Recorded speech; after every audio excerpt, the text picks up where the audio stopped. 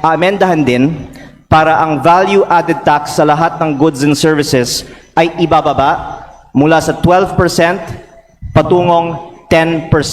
Kapag siya nakakuha ng pirma ng majority, ako na mauna, pipirma ako dyan para ibabayan, akong mauna, ipapasa natin yan sa ating committee. That is my commitment. Baka sa susunod nating pagdinig, pwedeng i-manifest nito transparently. Natatakot ang aking kaibigan na hindi siya makakuha ng pirma. Ulitin ko po muli, sa tingin ko, wala tayong quorum sa araw na ito. Pwede tayong mag-roll call ngayon o mamaya. kung Session gusto niyo. suspended. Hindi tinitreaten tayo dito sa ganyan, di ba? Mr. Speaker, I move to recognize the gentleman from the 1st District of Batangas, Congressman Leandro Leviste.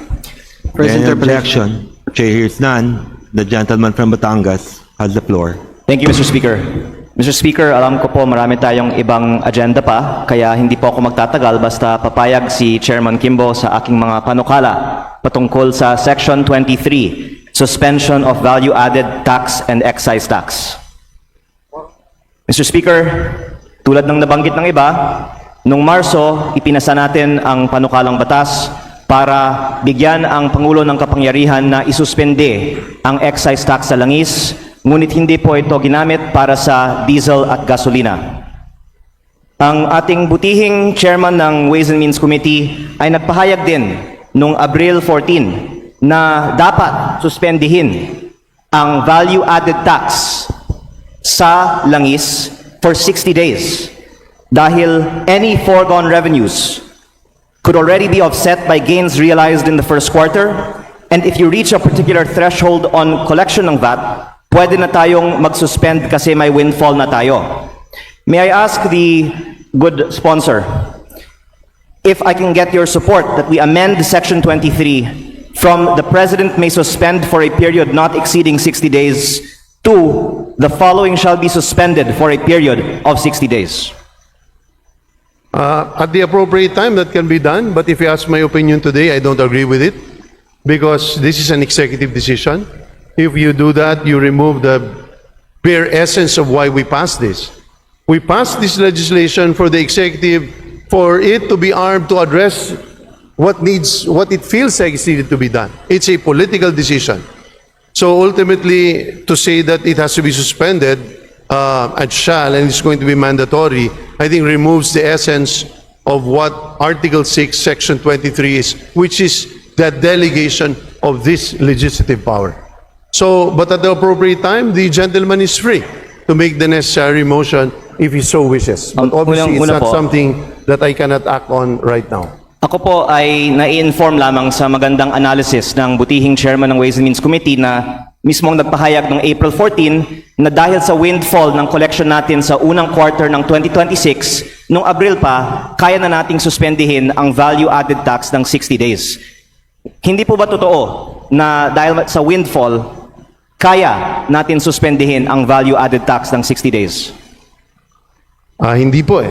So ito po ang report ng Department of Finance na ang kanilang naging increase for the first quarter because of the increase in gas prices, ang tinaas lang ng collection nila ay 3.1 billion.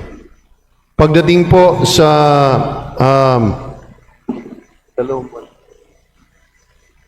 for March and April, kasama ang 3.1 nung March, ang naging increase lamang nila ay 11.9 billion.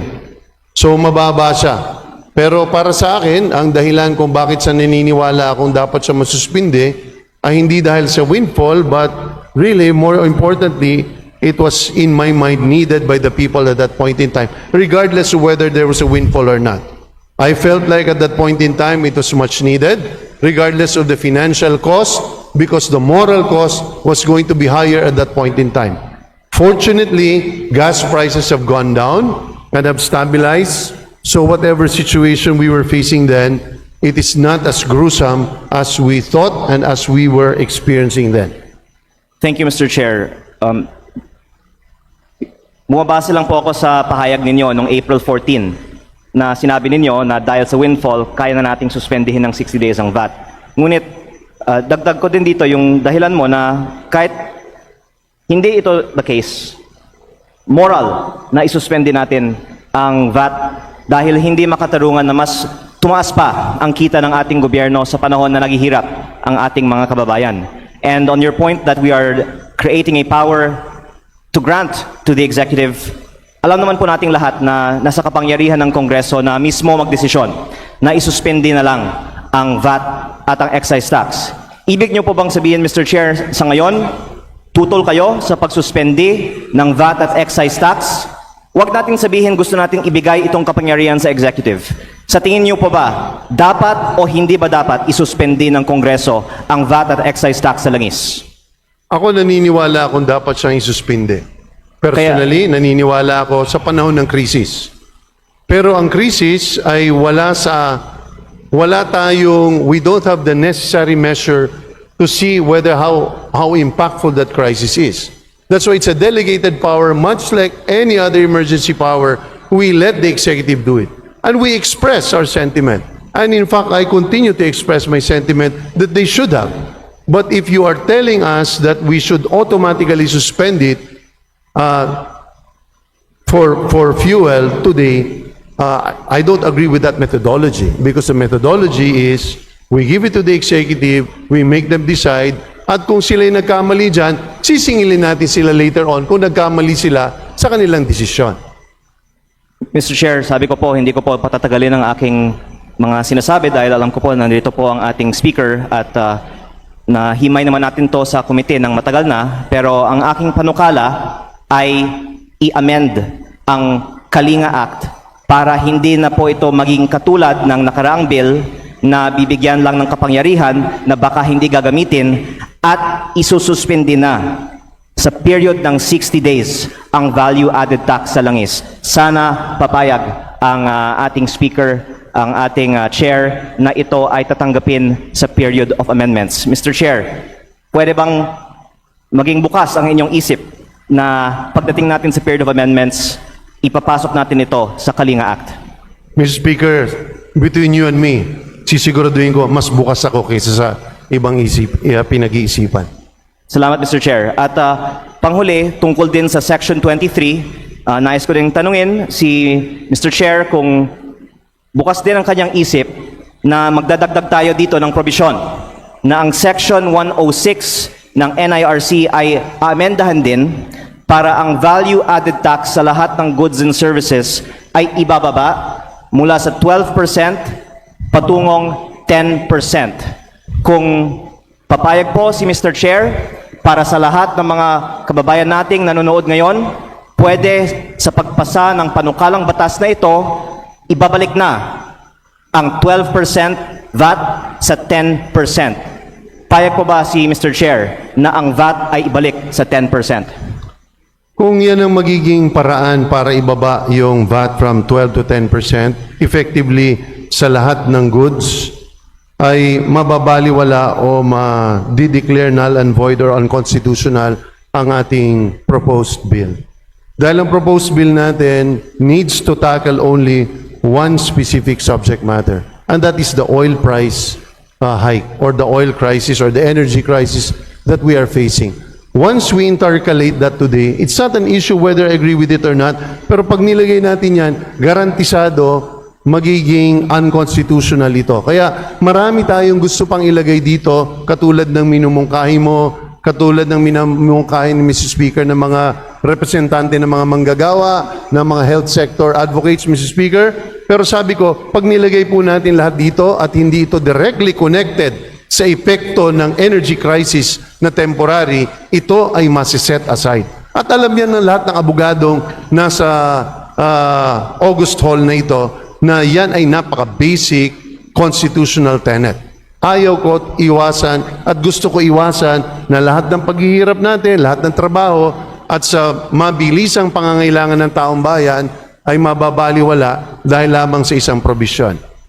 Ang sinasabi ni Mr. Chair ay ang pagbaba ng VAT mula 12 patungong 10% ay hindi tukon sa oil crisis. At sa aking pananaw, ito po ay certainly tugon sa oil crisis. Kaya hindi naman dapat maging dahilan ito na isatabi ang panukalang ito. Ngunit kung Hindi ko papayag sinabi din- yun, Mr. Speaker. Hindi ko sinabi hindi yung pagtugon. Ha? Ako'y hindi Batanggenyo, ako'y Marikenyo. Mas magaling kayo sa pananagalog at Pilipino. Pero namnamin mo yung pananalita ko. Hindi ko sinabing hindi yan pagtugon. Apektado ang apektado. Pero ang sinasabi ko, legally, hindi yan ang nararapat na pamamaraan o rota na dapat daanan. Kailangan very specific tayo dito kasi mababaliwala. And that's a very basic constitutional precept that for every bill, you can only have one subject matter. Sa aking pananaw, ito pong pagbaba ng value-added tax ay certainly pasok sa subject matter nitong bill. Pero rather than debating the form, okay po ako na ibang form basta maipasa itong substance. Kaya nais ko lang sana makuha ang commitment ni Mr. Chair na tatalakayan na sa Committee on Ways and Means sa susunod na pagdinig ang pagbaba ng VAT mula 12 tungong 10% at bago maka-recess muli ang Kongreso sa first week of June, mabigyan ng pagkakataon ang lahat ng mga miyembro ng 20th Congress na magbigay ng kanilang boto kung ibababa o hindi ang VAT mula 12 tungong 10%. Papayag po ba si Mr. Chair na yan ang deadline natin by the first week of June? Bagamat hindi ito related sa pinag-uusapan natin, Mr. Speaker, pero binibigay ko ang aking commitment. At ang commitment na hinihingi ko pabalik, bagamat wala ako naririnig pang mabigat na mga argumento pagdating sa numero, kung magkano ang kikitain, ano magiging overall effect kapag binabaan natin ang VAT, magkano ba ang magiging gains, windfall gain ng ating lipunan, ng bawat pamilyang nagpapakahirap. Hindi pa natin pinag-uusapan yon, pero ang challenge ay binibigay ko. Sabi nga po, para mapagbotohan, kapag siya nakakuha ng pirma ng majority, ako na mauna, pipirma ako dyan para ibabayan. As soon as you're able to get the signature of majority of the members of the Ways and Means Committee, akong mauna, ipapasa natin yan sa ating committee. That is my commitment. Salamat, Mr. Chair. Baka imbes na kailangan sa labas ng mga pagdinig natin pag-usapan itong bagay, baka pwede sa committee mismo mag-manifest ng posisyon ng mga miyembro ng Ways and Means Committee para malaman na rin ng kanilang mga constituents kung gusto nila ang VAT ay 12% o 10%. Kaya baka sa susunod nating pagdinig pwedeng i-manifest nito transparently for the information ng sambayanan. Mr. Speaker, kung wala kang masahanaping mas transparent pa kundi yung papel. Unless natatakot ang aking kaibigan na hindi siya makakuha ng pirma. Malinaw, kung hindi sino pipirma, yung taong yun ay hindi supportive. Ano Opo. pa pag-uusapan doon? Pareho naman po ang But you ating cannot tingin, hold Mr. Chair. hostage a process. I'm giving you a way out by which I myself will personally sign and support your initiative, Mr. Speaker. Pero gawin natin sa tamang proseso. At ako ang mauna, kasama mo ako, kabagang mo ako dyan sa laban na yan. Thank you, Mr. Chair. Whether it's in writing or in the committee, okay po ako sa panukala ninyo na malalaman ng sambayanan ano ang posisyon ng bawat miyembro ng Ways and Means Committee, kung dapat 12% o 10% ang VAT sa mga susunod na mga linggo. And hindi ko na po pahahabaan ng talakayan kung dapat 12 o 10% o kung dapat automatic o discretionary ang suspension ng VAT o excise tax sa langis sa segment na ito dahil narito po si kagalang-galang na Speaker of the House. I believe that we still have the period of amendments to follow for the Kalinga Act. May I just clarify, is the period of amendments going to follow today or will this be on a different day? It will be today. So those of us who are interpolating now still have time to discuss with the chair in between now and the period of amendments some of the proposals that we would put forth, and I would like to manifest that I don't think that we have a quorum in today's session, and that I hope that before we move forward on the discussion of the Kalinga Act, the good chair will agree to amend Section 23 of the Kalinga Act. Thank you, Mr. Chair. Mr. Speaker, if I may, sa last, just to respond. Walang mas matibay pa na ebidensya kundi kasulatan. Ang mga Batanggenyong nakilala ko sa sinaunang panahon, sa kasaysayan, hindi lamang sinusulat sa papel ang usapan. Dugo ang ginagamit para tindigan ang kanilang paninindigan. Kung ang pang mangyayari lamang ay usapan, hindi natin alam sino present, sino absent, walang mas malinaw na basihan kundi papel. At yan ang challenge. Magtulong tayong dalawa. Ilagay natin sa papel, ikaw pipirma, ako pipirma, kumbinsin natin ang ating mga kasama. At kapag yan ay umabot tayo ng majority, sinasabi ko sa iyo, approve pagdating yan sa ating committee. Kung magtatagal tayo sa debate sa committee, walang katapusan yan. Ang mangyayari dyan, magiging pasikatan na naman. Maglalabas tayo sa kung saan-saan. Tayong dalawang kawawa dyan. So patunayan ng ating mga kasama, supportive ba sila o hindi? Maglabas tayo ng kasulatan. At sumulat tayong dalawa, pirmahan natin yan. Wala ka nang masahanapin pang ebidensya. 100% agree po ako kay Mr. Chair tungkol sa pagperma para sa pagbaba ng VAT sa Ways and Means Committee. Pero tungkol sa Kalinga Act na sa aking pagkakaalam ay for approval ngayong araw, ang kasulatan naman po ay napakalinaw sa Section 23 na ang panukala ko ay amendahan ang the President may maging the following shall be suspended for a period of 60 days. At uulitin ko po muli, sa tingin ko, wala tayong quorum sa araw na ito. Kaya sana sa mga susunod na minuto, pwede natin talakayin kay Mr. Chair kung papayag siya na amendahan natin para maaprubahan ngayong araw ang Kalinga Act. Salamat po. Majority Leader. Mr. Chair, it's either you question the quorum or not. Pwede tayong mag-roll call ngayon o mamaya kung gusto Session niyo. suspended. Hindi tinitreaten tayo dito sa ganyan, di ba? Call a spade, my friend. Ano, pwede natin Session suspended. Session suspended. pabilang ngayon. Session suspended.